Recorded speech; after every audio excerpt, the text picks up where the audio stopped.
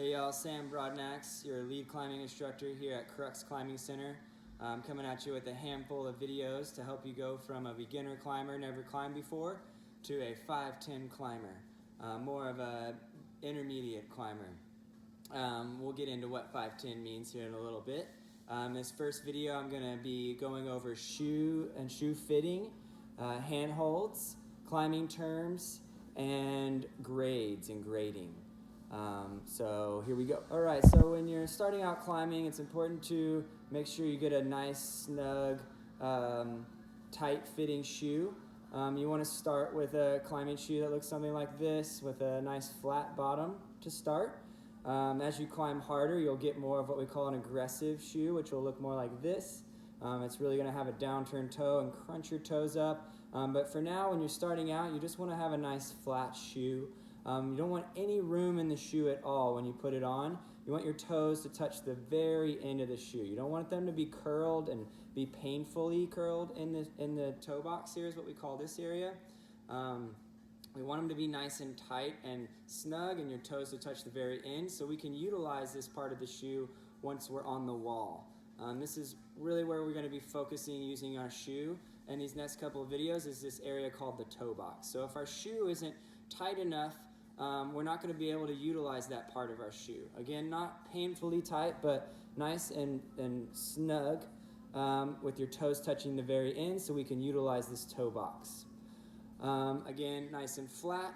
Start with your street shoe size and then go up or down from there. A lot of shoes are sized in different countries, so they'll be a little different. But just try on a few different ones, make sure they're nice and tight, but not painfully tight, and you should be ready to go climb. All right, y'all, now we're going to go over some climbing terms. It's important to know climbing terms because, with any sport, every sport kind of has its own set of terms and names for different things. So the quicker you can learn those terms, the quicker you can start gaining information from other people on routes, like myself as an instructor or other people that you're climbing around. It'll also help you with some etiquette when you're out climbing. It'll also help you, plan your route out a little bit more, know what kind of climbs that you're climbing on, and know how to communicate with other people about what you're climbing and how you're progressing. So the first climbing terms I want to throw out there for you are sport climbing and bouldering. And those are the main two types of climbing that we're going to be doing when we're in climbing gyms in general in the States. Some gyms will have cracks, which will be crack climbing. But most of the time, especially when you're starting out, you want to start doing some sport climbing or bouldering. So sport climbing is when you're using a rope and you're climbing a face, not in a crack, right? That would be crack climbing like I mentioned before. But sport climbing was when you're climbing with a rope and climbing on like face holds or like a wall or a rock face. You're usually going to be sport climbing. Bouldering is when you're climbing without a harness or a rope. You're just falling onto a mat and not climbing too high up. And you're just kind of doing more powerful moves usually that are lower to the ground. And when you fall, you're falling on a mat. So those are the two main types of climbing that we're going to be going over in these videos and progressing through in these videos. And usually what you're going to be doing in a climbing gym. All these climbing terms that I'm going over have all been created outdoors, and then we transfer them to our climbing in the gym. There's no different terms between gym climbing and outdoor climbing, maybe when you get to the competitive level for gym climbing, but most all your terms are going to come from outdoors because we had real rock outside before we had climbing gyms, right? So everything that we're learning in the gym and talking about and the terms that we're using all come from the outdoors. So the next terms I want to go over are handholds and what those are called and how to best use them. By knowing each handhold, you're going to be able to identify them on the wall and be able to use them right away and get the most friction you can out of your fingertips and know how to hold them right away. The quicker we can hold onto a hold in the right way, the quicker we can pull on it and get to our next hold. So by knowing what they're called, it's going to help us remind ourselves on how to use these holds while we're climbing. It's also going to help us exchange information with other people, which is what we call beta. So anytime we're exchanging information or talking about any moves on the wall, and telling somebody how to do a certain move. We call that beta. It comes from the old VHS tapes. Before there was VHS, there was Betamax.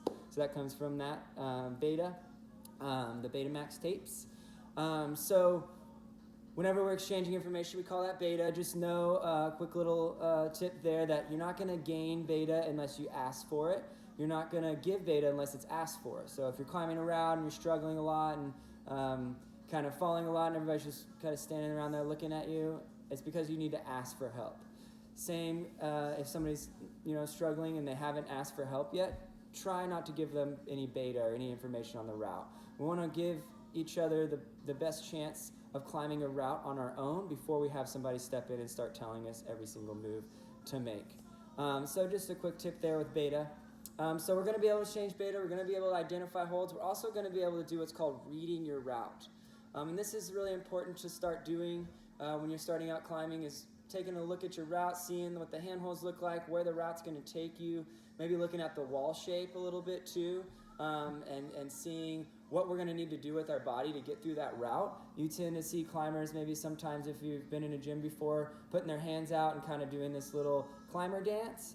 That's them reading their route. And reading your route is really going to allow you to get a little bit more information on how to climb that route. Instead of just kind of getting up there and climbing it, you'll give yourself a better chance if you read your route from the first hold that you're going to be starting with and climbing on to the last hold, and kind of reading the moves. You might not know every single move, but giving yourself that chance to take a second and read your route will give you more of a chance of getting to the top of the route.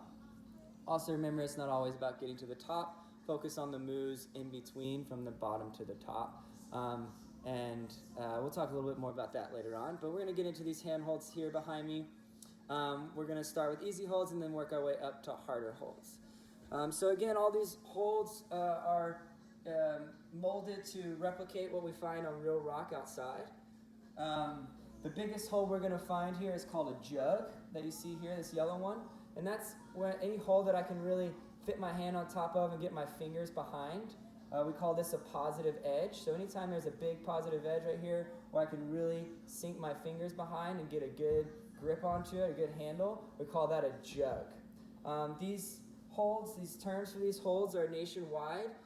They might change in language when you go to other countries, but most of the time they're going to stay the same terms. We're really particular about terms because we want to make sure we're giving the right beta. If we're not saying the right term for the hold, we might not be giving the best beta to somebody that is asking for help on a route, or if you're asking for help on a route. So that's a jug here. We always call those jugs. A little bit bigger holds, easier holds, going to be on some easier routes. This one here next to it is called a pocket. It's just a hole, usually what we find in limestone, which is what we have around here in Austin. It's formed by water, so we have lots of pockets here. Just a hole in the rock. These can get all the way down to a mono pocket, which would be one finger. But, easier pockets, you're going to be able to fit more fingers into it. And you notice how whenever I'm showing you these holds, I'm making sure I bring all my fingers together. I'll talk about that here in a little bit with these next couple of holds. So this hold here is called a pinch. You can see there's little indents on either side of the hold. And that's where I'm going to get the most friction in my fingertips, by bringing all my fingers together and pinching this hold. That's called a pinch. So there's a pinch. This one here is what we call a crimp. You can see this is a little bit of a smaller hold, a little flatter. There's just a smaller edge on top of it that's only going to allow my fingertips to go onto. And that's what we call a crimp, a little bit harder of a hold. We want to make sure we're not clawing at our crimps, that we're using the pads of our fingers to push down on our crimps. And again, you want to make sure you're bringing your fingers all together. You're going to get more friction and get more purchase and be able to pull more on a hold if you have your fingers put together.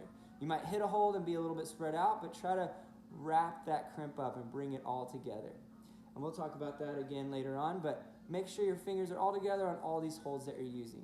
For the crimps, you want to make sure that you're bringing your thumb next to your index finger. Try not to go over the top of your index finger quite yet. That's going to put a lot of pressure on that tendon in between your knuckles. And we want to be careful with our fingers right in the beginning. We want to try to build up grip strength before we start pulling on too small a holds. But crimps are going to start showing up, so we want to know what these are. Crimps.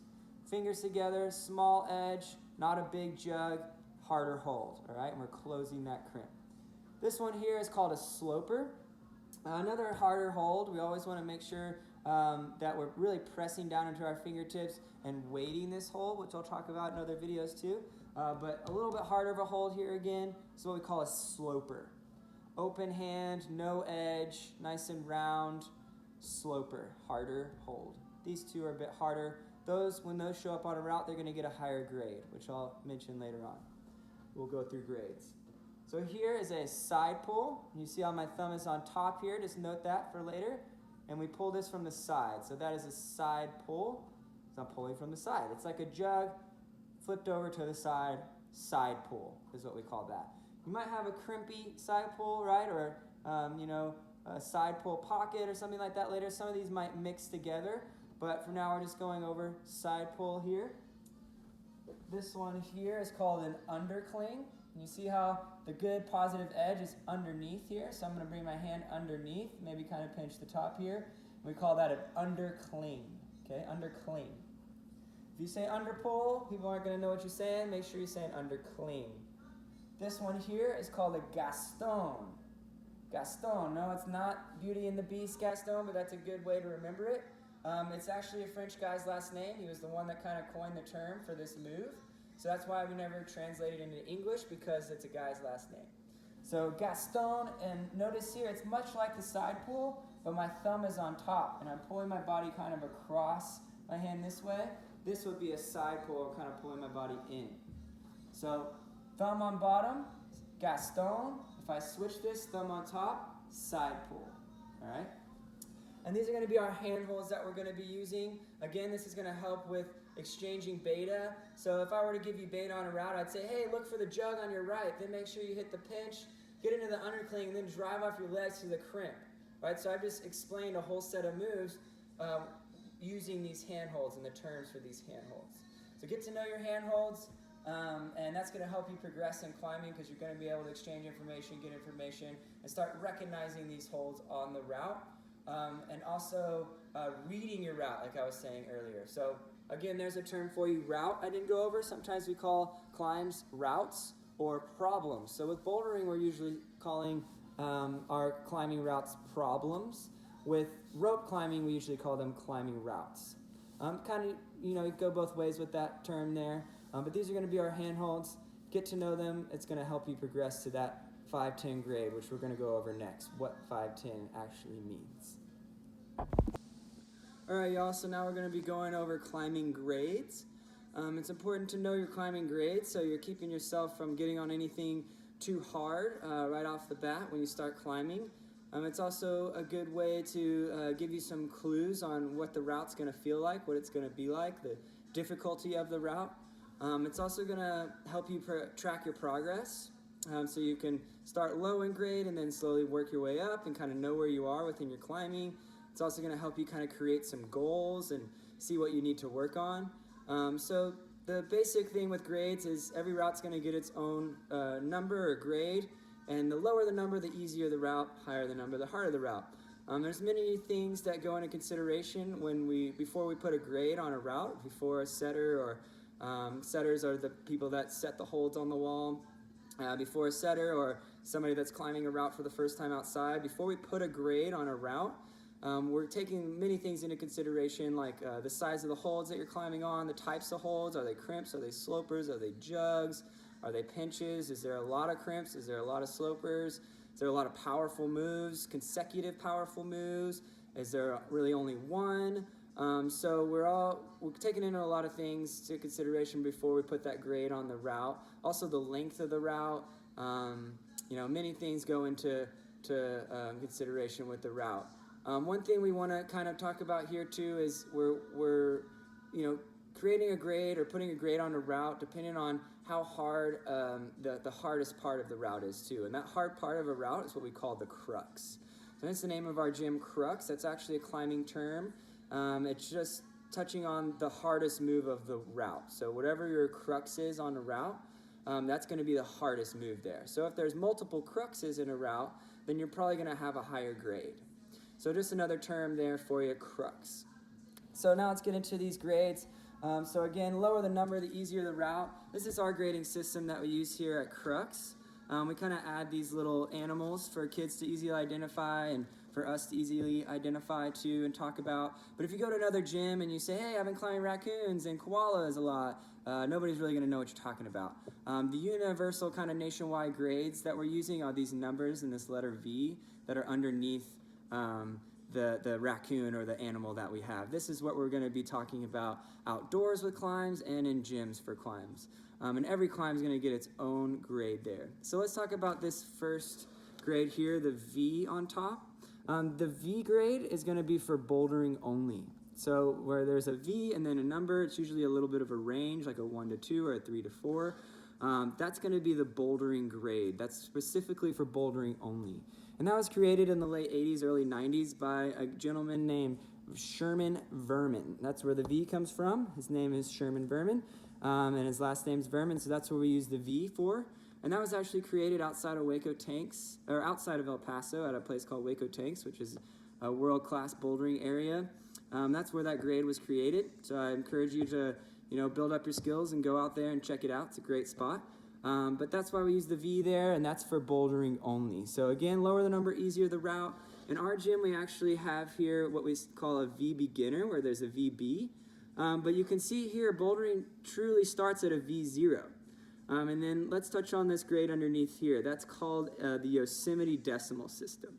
So when there's a 5.9 or a 5.5 or 5. Whatever, that's the Yosemite Decimal System. And that's talking about the 5th class.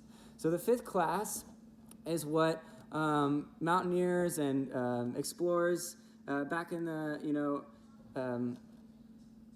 early 1900s used to grade grade terrain that they were hiking on. So the steeper the terrain, the higher the class it was. So you have class 1, class 2, class 3, class 4, class 5. And what they were saying with this class was that the terrain was so steep that you had to involve a rope. If you were to fall off of that terrain, you could badly injure yourself or die. So that's why we use that 5 for climbing with a rope. That's the 5th class. We call them grades. You could say class if you wanted to be more PC about it, but it's the Yosemite Decimal System. And we started using this, the Sierra Club started using this for climbing, because again, it's that steeper terrain that we have to involve a rope. So anytime you're climbing with a rope, you're going to be talking about the Yosemite Decimal System, these grades underneath here. And they correlate with each other. So a V1 to V2, somewhere in that range, is going to feel like a 510 in bouldering. So you can see here with bouldering, it's going to start out a little harder. You're starting at a V0 is actually equal to a 5.9, where the Yosemite Decimal System can go down to even a 5.4. So it's important to note that, because you can start at a lower grade and then progress yourself to the 5.9. Where most of us want to start bouldering, might not be the best place to start, because we can't start at a lower grade. What we do here for y'all at our gym is we start with a V beginner, which is actually a 5.7. So we've kind of created that grade here for y'all in the gym to start at a lower grade instead of starting right at 5.9. Because 5.9 is still, there's going to be some harder moves in there, for when you're starting out. Again, we have to remember everybody's going to progress at different rates. So we're all going to progress through these grades at different times. We really want to focus on our own climbing and not get wrapped up into what other people are doing or trying to do what we call grade chase and get too much into these grades. It's really just a way to track your progress and give you some clues on the route, also help you get on something, not get on something that's too hard right away. So here's our grades here, and then here you see 5.10. That's the grade that we're trying to get to with these videos. It's kind of an intermediate grade. These 10 and 11 is kind of an intermediate grade. This is where I'm trying to kind of get you to with these 6 videos. We're going to be working on different techniques and things that'll help you climb through routes that are a little bit harder. But just remember, we all progress at different rates, and we're all different, we all have different body types. So it's really important just to focus on where you are in your climbing, and progress slow. Always start on these lower grades and slowly work your way up. It's slow progressing and climbing. Climbing is really hard. It takes lots of practice, lots of patience, but that's what I'm here to help with. So I hope you enjoyed this first video. Again, we went over holds, shoe fitting, and climbing grades. Look forward to seeing you in the next couple of videos, next handful of videos, to help get us closer to this 510 grade.